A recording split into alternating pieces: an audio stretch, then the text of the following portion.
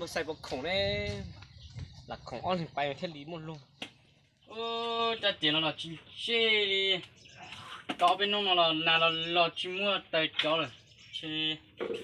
cho một hôm mình chỉ dùng một chiếc tay chó nó được chỉ lo nào, họ chết cho,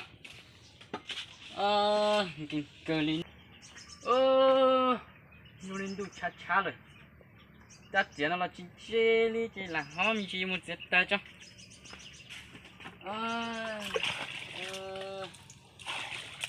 mình nhập bị ta xe là chạy chọn nhẹ luôn, đồ nó đi tu rồi chỉ muốn đi lì thiên đồ, chạy chọn nhẹ luôn đi,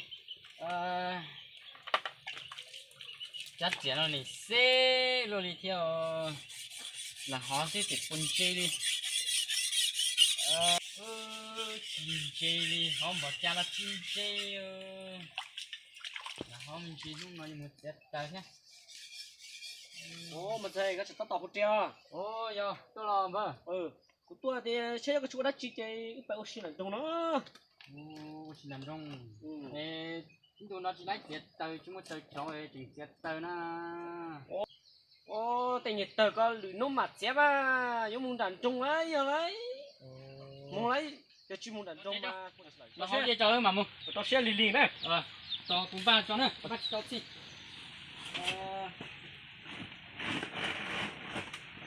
Đấy gì, nhớ con trò của tôi không giữ một lần trong hả? Ta cứ mà lo. Cho. Vâng. Mua chê mua đi nó thế chê. Tụi con cả luôn năn lo luôn nè. Đàn trong mất khổng đông đông cả năn lo mà đi ấy ta long vâng. Cái cổng cả nhiều mà. Chú ta một mà nhiều. Nhiều sư. Cả đi, con tôi đi con đã. Em vợ, giờ nó có sáng mùi quá chị nè. Cú sáng mà, cho đi cú, bây chúng một khối giờ nà thế na, thì cú giờ phải giờ áo phải lu sát lý thế. Ok. Nó na. Giờ cú chỉ mua thế sát lý, tôi nói chỉ mua nhiều rồi sát lý đuổi ta rồi muốn mà giờ. Thế chỉ tay nói rằng có ăn nông nào cú mình lao rồi, số bên nông nào có cú mình lao rồi, thế cú giờ phải giờ lúc khổ mình nó cú na, sai mê. Con lu lọt được lui à. Lao rồi tiệt nè. Cậu tí con lo cho cả liềm à. Chết sao, con lọ tiệt. Vợ, có muốn ăn trông có muốn nên kênh con cho ăn trông à. Mua hả? Mua cho tôi. Cũng mua, xử lý ở bên lên thế thì sự cũng cho tới lên sao? Nếu cháu muốn uống chè bột lại mà. Bây giờ do mà nông cái bò sao mà. Chỉ bỏ lùm bò một nông đi cha nó. Tiệt. Hen lâu sung bó nó thì bây giờ lấy bao lo lụt thì lo sung rồi chạy đi chào trong gà xía có thiệt của tao nói thiệt thua được kia nữa lo sung thì mông à mông dạng ư rồi mông dạng ư rồi thì giờ thì nông nó lấy chụp bao lọ mà đi bây giờ ấy sao mà lo sung nó rồi lo sung chỉ muốn trong tôi chỉ trong ra tụi nó bự đi đấy mua cho nó cứ đi chở lại trong có một số nó phải có xe là xe cơ một đàn trung ở trên bờ có xe nó là xe một cho nó chỉ lo gì một đàn trung thế na em vợ nhưng một đàn trung cũng chỉ bao lồng lò đấy có một bao à lồng lò nó tôi giờ bao lồng cứ nó máu thiệt học đi sao na hai lít cha nó lồng lồng lò nó máu nó chỉ là để kinh khóc nó máu khóc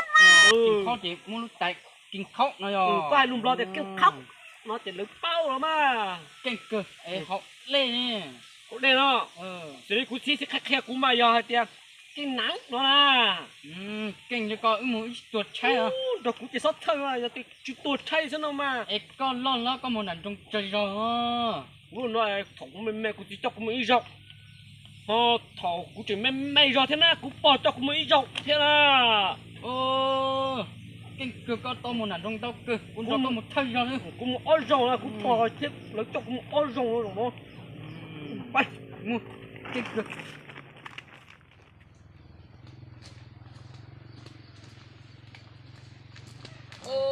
bơ chứ à cho một lần trong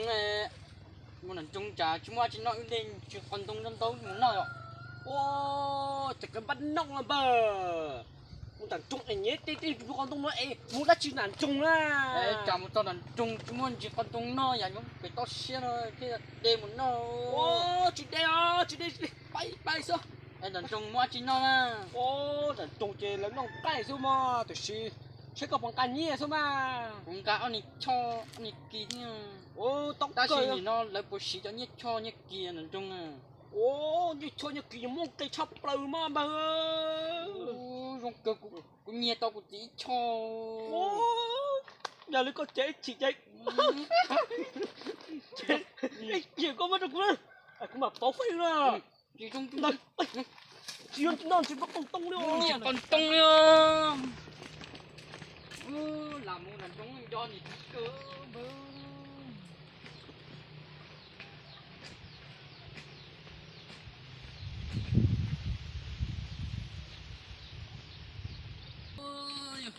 sắc cơ tôi không cờ đi chơi ô bơ sắc cờ súc đẹp á cho mà bơ em bơ cho nó rõ chi phải bê tao sẽ chỉ bỏ mua luôn nó ôi dồi con vẫn nâu lắm à cho nó chỉ sung thôi mà ai cho xuống bị bê tí cho nó lò nó nè cho nó mẹ luôn đi cho nó chỉ lấy để sung cọt kẻ chỉ sung nó mà bơ ơi tụi nó nè trong nhà con chùa ta chỉ mẹ à một tí dòng chùa lắm à cú xin bỏ lên nọ lên tăng cả hang bay bụng đi tôi chỉ cái này có chỉnh non thấy không cao đi là xỉ ra dòng cười nó chỉ tuồng bố à mà ấy cái như cái gì anh nghe này ít cho thôi rồi ấy của chị biết chuyện này chỉ muốn ít cho thôi ô vậy cái có một nhiều tuổi tại này giống của là cha nhau này nè chơi chui lắm một lần trống chơi ôi tới mà mua trống tu cho lần trống chạy mà nói muốn chết tao không giữ tao chơi con mặt tu sắc cười rồi đánh liềm à bây giờ tôi lo thì nhỉ chỉ luôn thì đánh liềm tới mà tôi xong thế thì ô bờ xe muốn tôi xem mà ô tao thích chơi bờ rồi tao lúa chấm ống ngâu nè tao lùi cho nam này nó học bổ sung chơi con nó chơi anh nan lo chơi chuyện đúng này mà bờ tan chạy ống ngâu nó lần tao bổ sung cho trâu nó chứ đó cũng là chúng chơi mà tụi nó là khi nhung vài thằng nó cũng thấy tôi tới tù nè chỉ có ấy cô thôi tao lúa ấy tụi ấy con má tao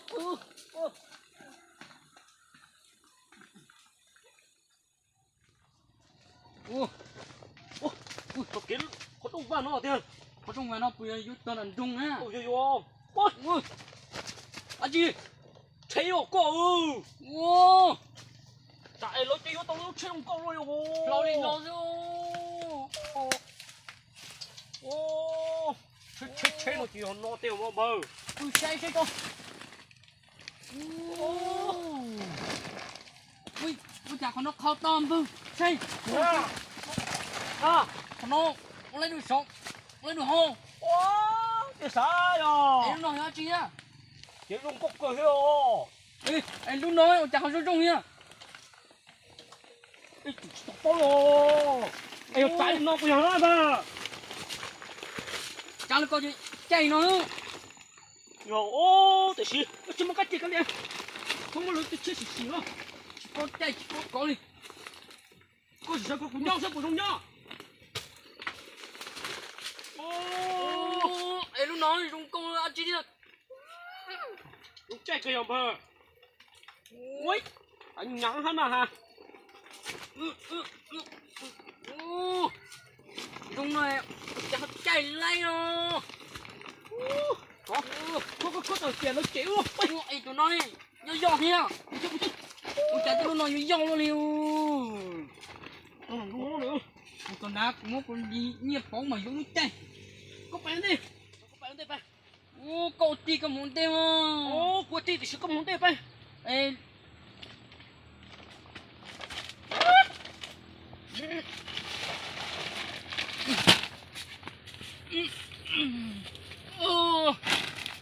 cày thế này bởi có một cái mùa chả à mua đi chả nó con thế này ô đúng không có cú nào à coi ơi con cú ơi tàu đi ông tớ ui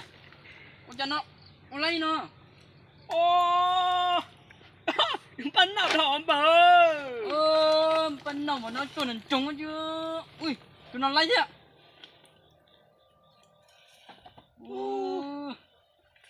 chả mong chả lo nó nằm trong có đi dài trong nó nè trời mà lấy nó chỉ có liền chị con nè con chị khe nó lấy có liền à gì chết kia rõ thôi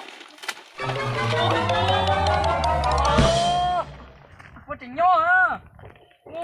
hát giả chị đây phiêu cho con luôn ham à muốn nhìn tông một cha con chị nhỏ rồi và tí nó cầm bờ phát tao tí nó cầm chẳng nhau trong một tuần này cũng có thiên nhỉ nhau một tuần này cũng có thiên nhỉ là mà mua sao rồi sát trâu đi à sao là chập về hết một tuần trâu đi à ui sát trâu đi bờ ê cho nó bây giờ cho cái lỡ cho cái lùi chăng ăn trong á giờ nó xin nó lấy cái chết nó xin nó bờ ê cho nó lỡ chặt khâu lên lô luôn á bờ ô sợ là ô sát đâu là sát biết á sao là cứ sao mà bờ nhiệt tí chỉ nhỏ là chỉ đi show rồi Saya cek plat ke le, kau cek plat à? Chép lắc chép lỡ bơ nó đàn trong cái chuột đấy na. Đây đi, cái mốc tuổi đấy, một số tự nhiên là cá siêu luôn đi. Tôi chịu cũng khó theo anh này sẽ cái liền thôi. Còn đây là mông làm lọ quá trời chân luôn á. Bây giờ mông mà khét cự chứ chiều gì đâu tao học cho á. Cho ra等吹几哟，不老我们，cái liệp bay,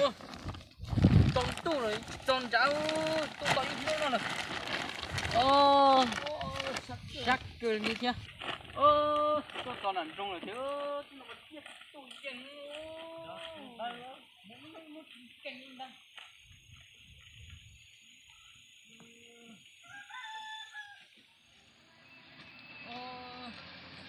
Chắc tôi còn ăn trong em đó.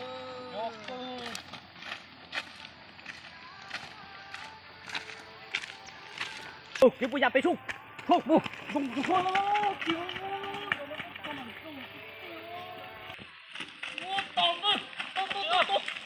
yo kia yo to cũng đâu. cái bụi giặt Yo bây giờ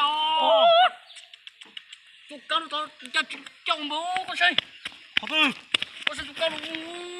ô chặt tiệt sao, sao biết nó chăm con xia nhưng bố yo sao, ô bụi giặt bao chưa, ô yo yo, nó cứ tụi tao bớt chỉ thôi, cái này chụp tôi trên đầu cô qua ba, anh chỉ tập tỏ à, cô qua, không có trên được con lên.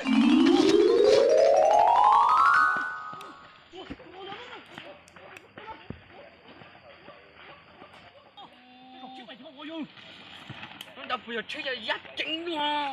dùng nhà lúc của ta yêu chưa một tiểu nè chả dùng câu to chỉ dùng câu là lúc nào dùng đất đỡ ở đấy rồi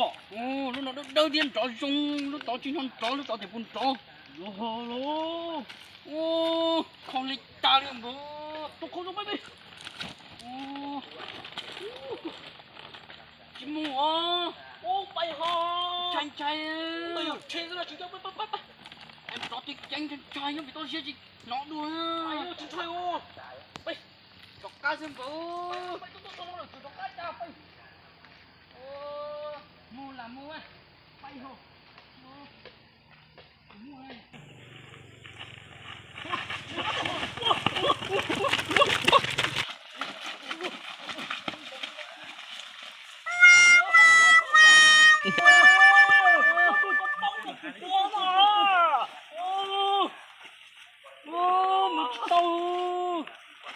放着还得都兜着啊，疯狂的给包了这，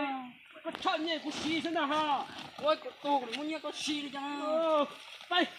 我么真假的，你弄我先考考。哎，懂了，我要的很多烧水，我吃了容易炸诶，给那个那几个你本身有那是啊，养顶住都不多了，那烧了，我烧吃容易炸，我嘞，一必须吃都容易吃容易炸。thế giờ nó đã dùng trứng luôn đi giờ mình trả nó thì giờ nên đã trứng luôn tôi buộc luôn kỹ của nó giờ kỹ rồi đó chưa ô cũng sao được chú giờ căn nào đó nào mà mua cứ luôn đó là giờ này ra thì bông giờ nên giờ nó rưu nó cho nên nó bị tôi xét cho ô thế mà ô thế mà tôi suy sốc xuống trả dùng trứng luôn à dùng không bự xuống à